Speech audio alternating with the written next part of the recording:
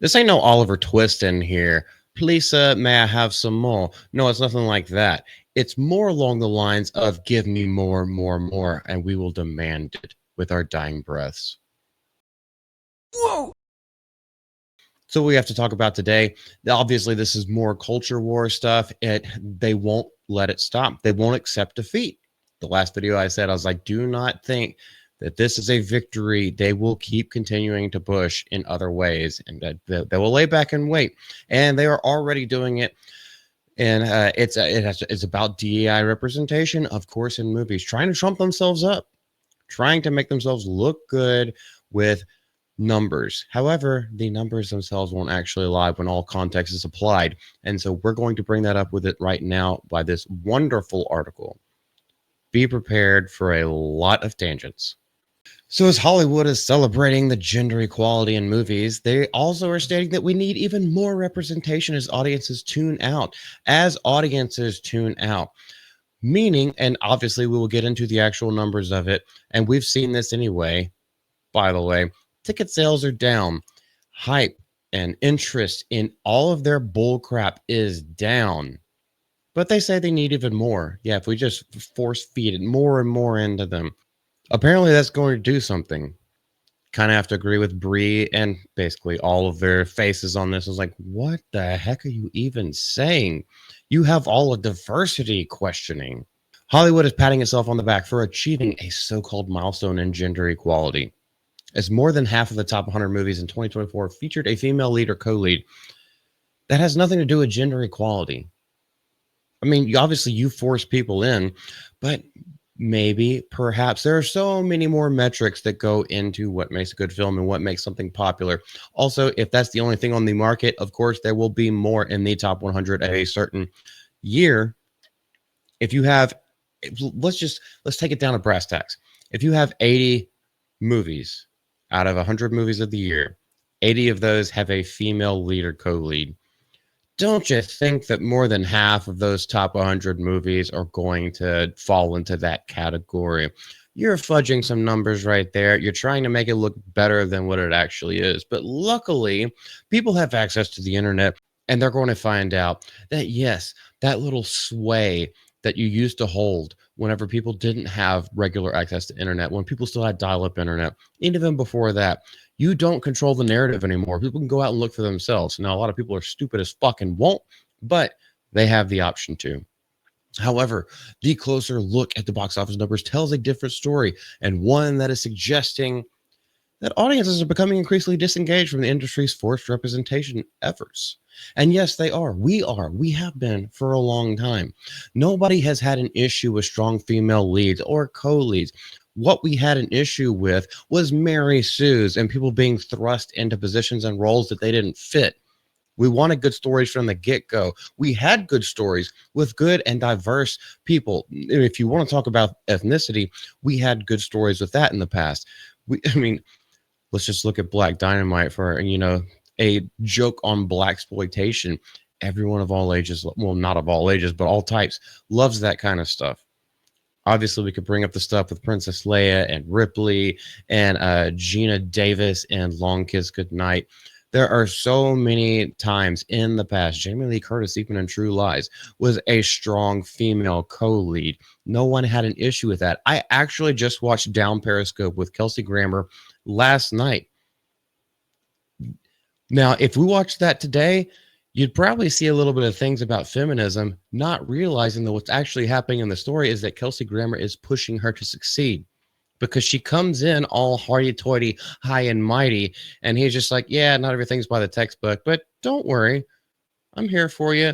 And then whenever she tries to take control, basically what he does is like, okay, you want control, you have it. And then she starts doubting herself, and he actually ends up goading her into having a focus and to having confidence in herself. That was a man thing that was happening. But that's just the difference between men and women. We work best when we work together, not pushing one to the top for absolutely no reason. They have to earn it. Same thing with men. Anyway, I'm getting off of that right now. So this video probably will be long if I'm going to go off on this many tangents. And all right. And despite more movies being released in 2024 than 2023, the total box office has declined. All right, so we're already starting to see the chinks in the armor, raising serious questions about the actual impact of the identity-driven agenda, like the little thing that I said earlier. If you have 100 movies out of the year, 80 of those movies have a female lead or co-lead. Of course, you could sway statistics and make it seem like, oh yes, this agenda-driven policy is working. Not necessarily. So let's get down to actual numbers, because before COVID, I'm just going to say out loud, Hollywood was consistently pulling in 11 billion a year. Now afterwards, they struggle to break 8.5 billion a year. There's so many more reasons for that, just than people don't want to go to the theaters. There's also the advent of, not the advent, but like the proliferation of streaming and how soon it is available there. If you can wait a month, it'll just be on streaming. And instead of going out and paying for tickets to the box office for each individual person, you can just rent it for about $12, and then everyone in your dadgum house can enjoy the movie right there. So there's a lot of reasons for that. But even after all of this, the 2024's total box office revenue has declined from 2023, less than 8.5. And that's not a sign of success. It's a glaring something that, Hayden, I blame you. A glaring red flag. The studios are failing to connect with audiences. And this right here, even the use of this word red flag, it's not necessarily a red flag. The studios are failing to connect with audience. It is proven with box office numbers, with box office hype, with what people are talking about within the sphere. Not only our sphere of the internet, but all spheres. It's not a red flag if it's proven to be true. So get out of here with that, because I have PTSD and I don't think that will ever go away. So here's a breakdown of it. 2019 pre-COVID, 11.3 box office revenue on average throughout all of Hollywood. 2023, 8.9. Yeah, somewhere around there. 2024, 8.5. Now, we've had a lot more movies come out this year. So what is going on with that? Well, let's look at it a little bit further. What makes this even more damning is that as the years go by, prices get more expensive, inflation keeps happening. And this is something that I heard on the Nerdrotic Nooner today from Chris Scores, like what they do in France. They don't look at the box office. They look at admissions. They look at tickets sold. And I've been saying that, I've said that in quite a few videos before I ever heard Chris point that out today. I've been saying that quite a bit. It's like they're not paying attention to inflation, and they're also not looking at ticket sales. They're just looking at a black number with a dollar sign behind it. Doesn't necessarily mean it has the spending power that it used to back in the day. And doesn't necessarily mean that it was more profitable or more people are more interested in it. It's like, because you could jack the price up. And here's where the cope really comes in, and this is what we have to talk about the most. Despite the increase in female-led films, why does it have to be female? I mean, Black in America just came out, and apparently it's very mixed, shall we say. The diversity advocates aren't fully celebrating just yet. Why celebrate when you can just take more and more and more? The USC Annenberg Inclusion Initiative report, and that's a mouthful, highlights that leads and co-leads from underrepresented racial and ethnic groups declined in 2024. Oh my goodness. Oh my goodness. That means there were more white male roles, wasn't there? Oh, that's actually not what it means at all. So it's sparking fresh complaints because they don't actually do their due diligence and research on any of this crap. But of course, they have to complain about everything because that's what happens. This is why when you have a naggy wife, this is why the Irish maybe had it right at some point in their history, or at least their stereotype. But I'm not going to go further into detail on that. There will always be complaints and nagging. If nagging gets the job done, and they see benefits from nagging, they will continue to nag. They will never be satisfied. This is why we need to fight back so damn hard about all of this. Don't give them an inch. They take a freaking 5,000 miles. But the most we can do is make them walk it. I'm not going to sing the song. But only 25 of the top 100 films featured a lead of color in 2024, a significant drop from 37 in 2023. A lead of color, or a lead is someone who identifies as a person of color. Because basically at this point, we're all mixed. I know I can already see the forehead that the next picture in here is Rachel Zegler. She's basically half and half. So, what constitutes that? Elizabeth Warren looks like a white bitch. Apparently, she is Smokeahonis. And this is where we all go down into what I've been saying. And a lot of people in the sphere of the internet, a lot of my friends, a lot of people that I look up to, and also just a lot of people that follow us, and we see it down in the comment section below. What is the response from the activists? Instead of acknowledging the audience, simply prefer well crafted stories. We just want a good story. We just want to be entertained. We want to have our minds plumbed, the depths of our minds, so we can plumb those thoughts out of there, create that imagination, foster the imagination and activity of what's going on. But instead of well crafted stories over identity politics, the reaction from them is to demand even more DEI driven casting and storytelling. What are we seeing with the planes right now? They're trying to put this into our airlines. And what is happening more and more? Oh, planes are breaking down. Oh, there's been a lot more crashes that have been reported on. There's all kinds of other stuff. Whenever you put that, and businesses are failing all over the place because they've tried to make it law. They've tried to make it law. They just push it, push it, push it. It's simply not merit based, which is what we've tried to say from the beginning. Just make everything merit based. If it doesn't work, if the story itself doesn't work, who cares who created it? Who gives a crap who created it? The story doesn't work. Therefore, don't push the story. Now, there are some people who are, I wouldn't say DEI driven, but they just happen to be of a different race, a different culture, a different ethnicity, a different sexual proclivity that make good work.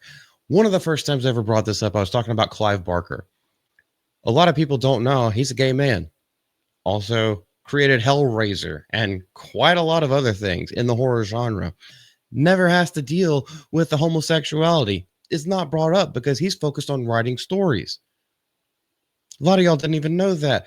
That's what we need. Your own personal proclivities and everything that has to do with you as an individual does not matter. Are you, as a creator, as an artist, are you putting out stuff that connects with other people? That has been the main and only focus of all of this in the first place. And whenever you let that stuff take over your own personal repercussions, your own personal crap get in the way of all of it, that's why the whole industry is failing, because you have failed yourself. You are failing the industry because you have failed yourself to do what the industry was actually formulated to do. Now, no matter how much Hollywood bends over backwards or forwards or puts themselves into an Eiffel Tower to meet these expectations, it will never be enough. We know it will never be enough. They have shown that hook, line, and sinker. It will never fucking be enough. This is why we cannot give another inch, another centimeter, another decimeter. We can't do any of that shit anymore. I'm pretty sure decimeters are longer than centimeters, but I'm leaving that in there. And oh my gosh, this video is going to be so long as opposed to what I normally do, which I keep saying that and they end up becoming longer and longer and longer because when I go off on a diatribe, this shit pisses me off. It really does. And I don't hope that it pisses you off, but I hope you're at least aware to what's going on. Do you even like what's coming out in Hollywood? Are you excited for anything that's coming out? Or has your brain just been addled by the sheer mundanity of anything that's been coming out in a long time? Have you found yourself in a position where you feel like, oh yeah, this is better than what we have been getting? Still don't necessarily like it, but if it's the best of what we have to choose, like, no, you should strive for greatness. You should demand greatness because your money is the one that's paying for it. Your money is the one that's funding for it. But apparently to them, that doesn't matter. They have the moral high ground. I think it's time we become the Anakin Skywalker that makes that jump, because we've seen what they did to Obi-Wan Kenobi. That is not the same Obi-Wan Kenobi. He may have the high ground right now and demand that you don't look up towards him and try to fight him from there, but they've already ruined that. We have the power to jump up there, cut his own legs off from under him. That's what we need to do, and let them complain as much as they want. They won't see it with the dollar signs. That's all we can do right now. That's actually way more, but that's a good starting point. What do you guys think about this? I know I was long winded, but there's so much on my brain, and I just trying to not cuss so much because I could go off on real tirades. This is Malty from the GCA. We will see you later on tonight, late and gay with the GCA at 8:30 p.m. Eastern. If all goes well, we've got a very good friend and inspirational storyteller coming with us this evening. Y'all have a great day. Leave everything down in the comment section below and take care of yourselves. Bye bye.